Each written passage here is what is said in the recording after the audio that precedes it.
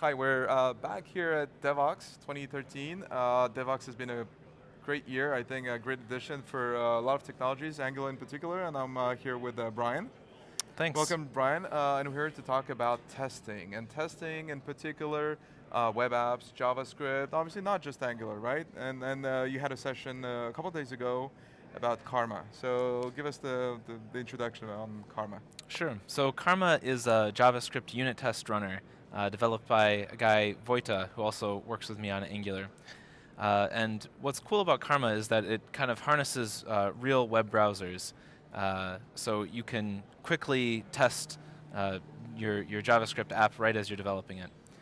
So Right, kind of the quick feedback is key. That's what you're right. looking for. Yeah. Yeah. So So how soon do you run those tests?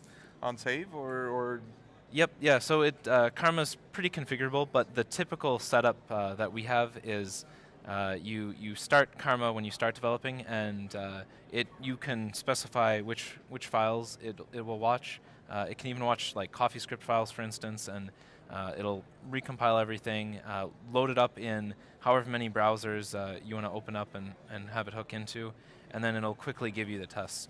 So just for some idea of how this works in practice, we have something like 2,400 tests with Angular, and when you're developing Angular, you might touch some certain part of the framework that has kind of a wide impact. So you want to be able to run all of these tests very quickly. So on each save, Karma will run all of these like 2,400 tests in just a couple seconds. wow? Yeah, That's so impressive. it's all about being fast and about getting immediate feedback, so you can immediately see kind of the effects of your changes.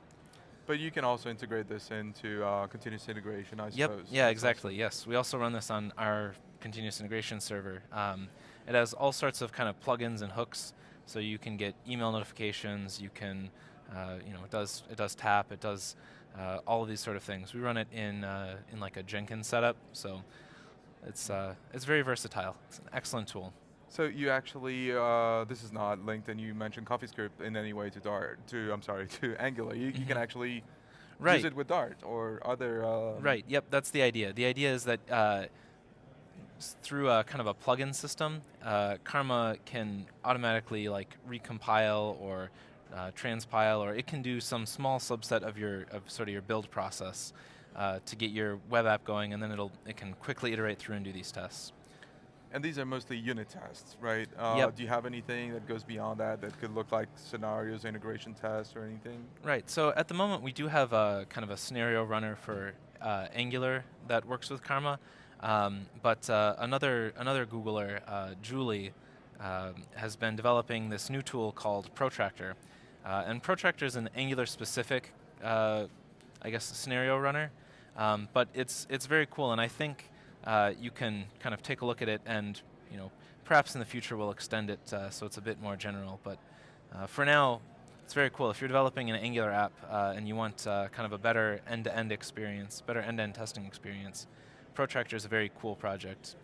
So one of the reasons one of the key features of Angular, I suppose, is the dependency injections, which makes it much more easy to test. So how do you go about testing other languages and frameworks? Is it any harder than it is to test Angular code? So it really depends. Like you said, Angular's kind of been designed from the ground up so that way you can easily decompose it into its parts and test each in isolation. So as long as you've kind of done a good job separating your concerns, it's not too hard to test in Karma. But kind of one of the cool things is because Karma is using real browsers, I mean, you can do things, you can manipulate the DOM, you can, run parts of your app just as they would run in production, and then make those kind of checks on it. So it depends. I know that other libraries, Backbone, jQuery apps, people have written plugins and people have written kind of helper libraries to make testing with Karma easier. But really, as long as you do a good job architecting your app, there's no reason you can't use Karma with it. Great. So this is a standalone project. Where does it stand in terms of versions, and then what's ahead for the project? So I don't know what the actual version number is for it, but at the moment it's very stable. We just kind of have bug fixes at this point. I'm not sure what Vojta's plans are kind of for the future of it.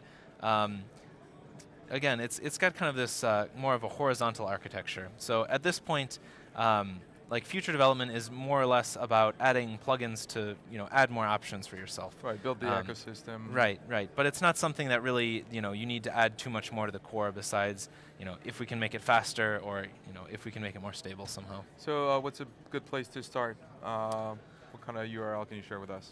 Let's see. I think it's The Karma Runner. yeah, karma-runner.github.io or something like that. Just search for it on GitHub. That's the best way to find it. Karma Runner. Great. Well, Brian, thanks. That's all the time we have for. Thanks for answering my questions. Oh, thank you for having me. Cool. Cheers.